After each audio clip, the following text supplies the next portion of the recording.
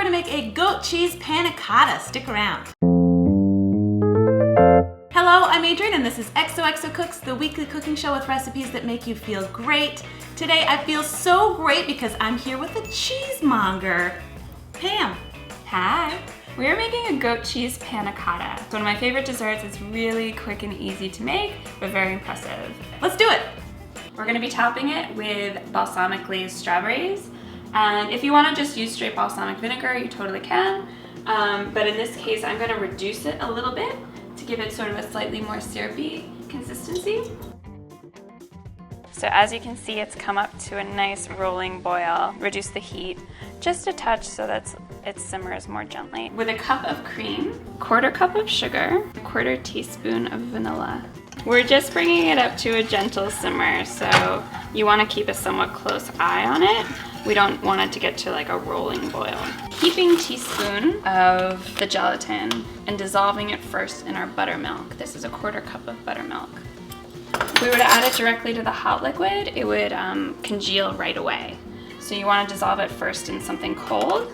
Are there different kinds of gelatin you can get? I haven't seen it in a bag like that before. Yes, I'd say go for the best you can find. If you can find ones that are more like grass-fed, you'll be getting a lot more nutrients. Gelatin is actually very healthy for you. It's pure collagen, basically. And so all the things that our body needs collagen for that you can think of, like hair, skin, bones, it's really helpful, and then also the lining of our intestines are made up of it. Okay, so our cream is the perfect temperature, so I'm actually gonna kill the heat, and this is 2 ounces of a fresh goat cheese. This one happens to be from Vermont.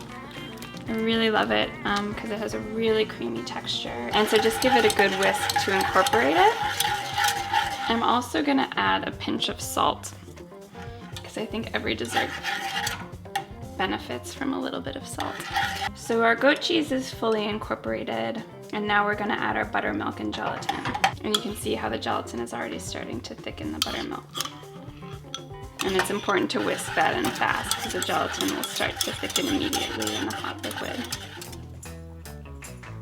We're gonna strain our mixture just to make sure there are no little clumps of goat cheese or gelatin. That's hardly any chunks at all. This is great.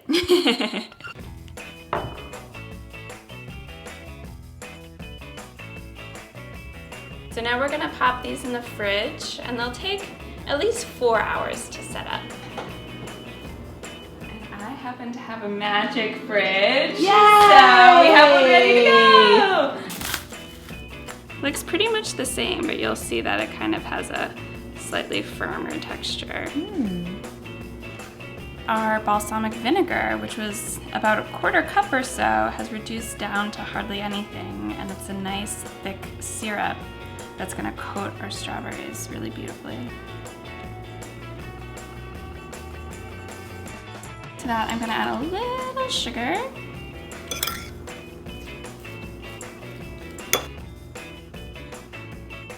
We did it! We did it! So before we taste it, let's talk more about being a cheesemonger. Yeah. What do you do? I do guided cheese tastings around New York City for people in their home or office.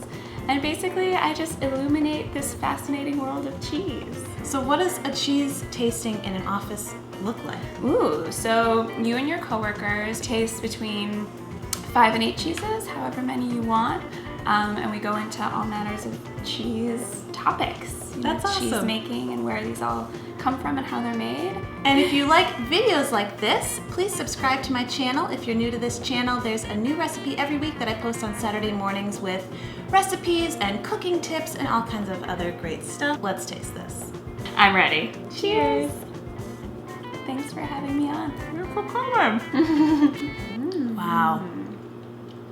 This is not what I expected at all. Really? It's a very mellow flavor. Because I think goat cheese and balsamic are kind of strong. And even the balsamic, when you're reducing it, it's a really strong smell. Absolutely. And so I was sort of thinking, wow, the taste with that is going to be really overpowering. And it's totally subtle and beautiful. No, it all comes together. Wow. This is really surprising. Oh, I'm so glad you like it. Thanks for teaching us this recipe. My pleasure. And thank you for watching. You're great, and have a great week.